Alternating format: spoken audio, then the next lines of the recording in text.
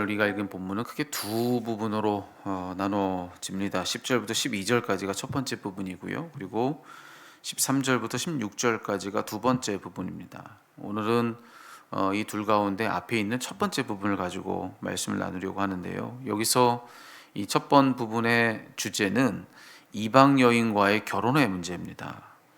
결론부터 말하자면 말라기서의 결론은 뭐냐면 이방 여인들과의 결혼은 옳지 않다라고 하는 것입니다. 예. 자, 그런데 여기서 이 말씀 우리에게 어떻게 적용해야 될까요? 이방 여인들과의 결혼은 옳지 않다.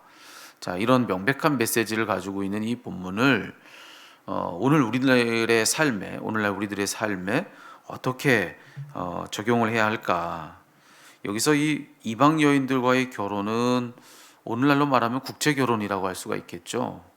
근데 이 말씀 어떻게 우리 이해해야 할까요? 문자적으로 그냥 국제 결혼을 금하는 말씀이다 이렇게 읽어서는 안 되리라고 하는 것은 우리가 이미 다 알고 있는데, 자, 그렇다면 이 말씀 어떻게 읽어야 될까? 구약 성경 중에 특별히 모세오경, 구약의 첫 번째 5책이죠. 이 모세오경은 이방인들과의 결혼을 엄격하게 금지하고 있습니다. 그 가르침이 가장 명백한 것이 오경의 가르침이에요. 근데 왜 이 오경은 그다지도 이 통혼, 국제 결혼이라고 할 수 있는 이 다른 이방인들과의 결혼을 금하고 있는가? 그것은 마냥 유대인들만의 순수 혈통, 이제 그게 중요해서 그렇게 그런 명을 준 건 아닙니다. 그러니까 순수한 어떤 혈통의 순수성을 지키기 위해서라기보다는 영적인 순수성을 지키게 하려고, 자, 그걸 위해서 이 명령을 이 오경의 가르침은 주고 있다라고 하는 것입니다. 즉 이방인들과의 결혼에는 어떤 위험성이 있느냐?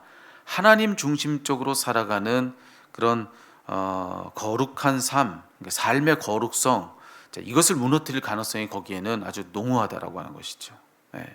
거룩한 삶을 훼손당할 그런 가능성이 거기엔 너무나도 많다라고 하는 거예요. 왜냐하면 결혼은 그냥 한 사람을 내게 받아들이는 것, 그 이상의 의미를 가지고 있죠. 그것은 그의 온 가족을 받아들이는 것뿐만 아니라 또 그의 삶과 그가 속했던 모든 문화를 받아들이는 것입니다. 그리고 또 더 나아가서 그의 종교, 그의 신까지를 내게 받아들이는 것이 바로 결혼이라고 할 수가 있는 것이죠. 자, 그런데 이 오경이 자리하고 있던 그 당대는 언제냐? 주로 출애굽 이후의 시대입니다.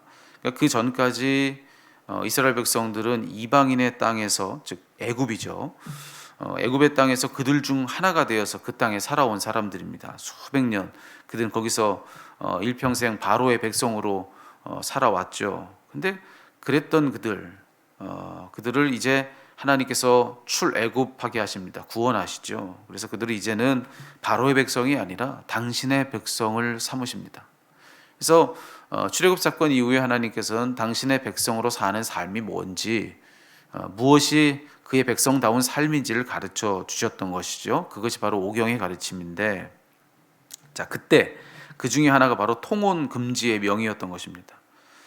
그러니 여러분, 이 통혼 금지의 명령, 그동안에 이방 사람들처럼 살던 그들에게 이제 당신의 백성답게 사는 삶, 즉 거룩하게 사는 삶이 뭐냐, 그걸 가르쳐 주면서 통혼을 금지했다라고 하면 거기에 담겨있는 의미는 아주 명백합니다. 그것은 뭐냐면 지금까지 그들의 처했던 삶의 정황은 전혀 거룩지 않은 그런 배경 속에서 살아왔던 것이죠. 이방의 세속적인 방식이 그들에게는 모든 면에서 다 익숙했을 것입니다. 하지만 그런 중에도 너 이제는 나의 백성다운 거룩성을 잃지 말라는 것입니다. 거룩치 않은 그 한복판에서 너희 삶을 거룩하게 세워라. 자, 이것이 바로 이 통혼 금지의 명령이 가지고 있는 메시지다라고 할 수가 있어요. 내 삶을 거룩하게 세워라. 자, 그걸 위해서 명하셨던 것이 바로 이방 여인과의 결혼 금지였다라고 하는 것이죠. 자, 그런데 그런 오경 시대 때의 그 가르침이 다시 너무나도 중요해졌던 때가 바로 이 말라기 시대였다고 할 수가 있어요. 이 말라기 선지자가 활동하던 때는 언제냐?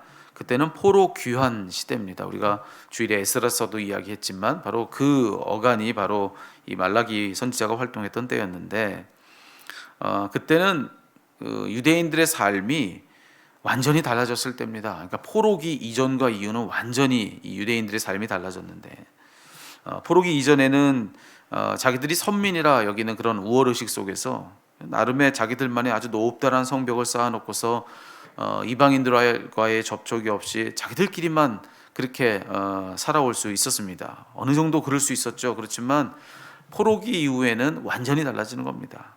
예. 그들의 나라가 완전히 멸망했고요. 그들이 높다랗게 쌓아두었던 모든 종류의 성벽은 다 무너진 겁니다. 예. 그로 인해서 지금까지 그들이 굳게 닫아놓았던 빗장이 다 한꺼번에 열리고, 그들이 자기들 삶에서 멀리 두었던 이방인들이 그들의 삶으로 막 쏟아져 들어오는 그런 삶을 그들은 살아야 했던 것입니다. 이제 더 이상 그들만의 왕국은 없습니다. 그들은 이제 누군가의 왕국에서 이방인들과 더불어서 함께 살아가야 되는 그런 삶을 이제 살아야 되었던 것이죠. 그러니 특별히 결혼의 문제만 놓고 말하자면 너나 할 것 없이 다 통혼하는 그런 시대를 그들은 살아야 했던 것입니다. 근데 이때도 하나님의 명령은 동일해요. 이 말라기 때에도 세상이 다 그렇게 변화되었다 할지라도 하나님의 명은 뭐냐? 그런 세속의 한복판에서 내가 산다 할지라도 통혼하지 말라. 무슨 뜻이냐면은 거룩성을 잃지 말라는 것입니다. 너 세속의 한복판에 내 삶을 산다 할지라도, 주변의 모든 사람들이 다 그런 삶을 산다 할지라도 너 거룩성을 잃지 말아라. 너 나의 백성다운 거룩한 삶을 살려 애를 써라 라고 하는 그런 말씀이 바로 오늘 이 말라기서가 이야기하는 통혼금지의 명령이다 라고 할 수가 있습니다. 자, 그렇다면 오늘 이 말씀, 우리들을 위한 말씀이다 라고 그렇게도 읽어낼 수가 있겠죠. 오늘날 우리가 사는 삶도 어찌 보면 똑같다 할 수 있습니다. 우리는 예수로 말미암아 어떤 면에선 출애굽 이후의 시대를 살고 있는 것이죠. 우리 나름의 출애굽, 구원이라고 하는 출애굽 사건 이후에 우리의 삶을 지금 살고 있는 거 아니겠습니까? 그러니까 우리도 출애굽 이후를 사는 사람들. 또 우리는 또 예수로 말미암아서 포로 귀환의 시대를 살고 있는 겁니다. 예수로 말미암아서 해방 이후의 삶을 살고 있는 것이 바로 우리들이다라고 할 수가 있는 것이죠. 영적으로 다 그렇다는 거예요. 자, 그러면 그때 당시에 주어졌던 이 명령이 동일하게 우리들에게도 주어진 것이다 할 수가 있어요. 이 세상 한복판에서 이제 그분의 백성으로서 살아가야 하는 우리들은 어떤 삶을 살아야 하겠는가? 자, 그런 우리에게 오늘 말라기서는 똑같은 이야기를 들려주고 있습니다. 통혼하지 말라. 이방 여인과 결혼하지 말라라고 하는 그런 말씀이에요. 무슨 뜻이냐면 이 세상 한복판 그 한가운데서 산다 할지라도 또 거룩성을 잃지 말아라. 주변에 다른 이들의 삶이 어떻다 할지라도 너의 삶을 거룩히 세워가라. 이 말을 조금 다른 말로 바꾸면 내가 사는 이 세상이 너를 바꾸게 내버려 두지 말라는 겁니다. 도리어 네가 이 세상을 바꿔내라 라고 하는 그런 메시지가 오늘 말씀 속에 있는 거예요. 이 땅을 거룩하게 하고 또 이 땅을 거룩하게 살아라. 이런 메시지가 바로 오늘 본문 속 이 통혼하지 말아라 라고 하는 이 말씀의 의미라고 할 수 있습니다. 그렇다면 여러분 오늘날 우리들에게도 여전히 동일하게 주어지고 있는 말씀이 아닐런가 싶은 것이죠. 바로 이렇게 말씀을 읽어야 맞습니다. 아무리 통혼하지 않았어도요, 거룩한 삶을 세우는 일에 관심이 없으면 통혼한 것입니다. 그리고 아무리 통혼했다 할지라도 거룩한 삶을 세우는 일에 힘쓰면 그는 통혼하지 않은 것이다. 이렇게 이야기할 수가 있겠죠. 왜냐하면 그 메시지의 핵심은 거룩하게 살라라고 하는 명령이기 때문에 그렇습니다. 여러분, 이 명령이 동일하게 우리에게도 주어졌습니다. 여러분 어찌 아시겠습니까? 오늘 우리들의 삶에 우리가 견줄 대상은 이 땅의 사람들이 아니라는 것입니다.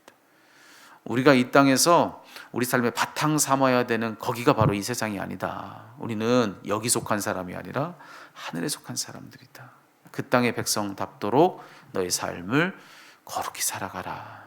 그래서 그 거룩한 삶을 통해서 이 땅을 거룩한 그분의 나라처럼 바꿔내라 라고 하는 그런 명령이 오늘 우리들에게도 여전하다는 사실, 여러분 이걸 기억하시고 오늘 우리들의 삶 속에서 무엇으로 달라져야 하겠습니까? 거룩은 곧 구별인데 여러분 그분의 백성답도록 우리를 구별할 수 있는 그것은 무엇이겠습니까?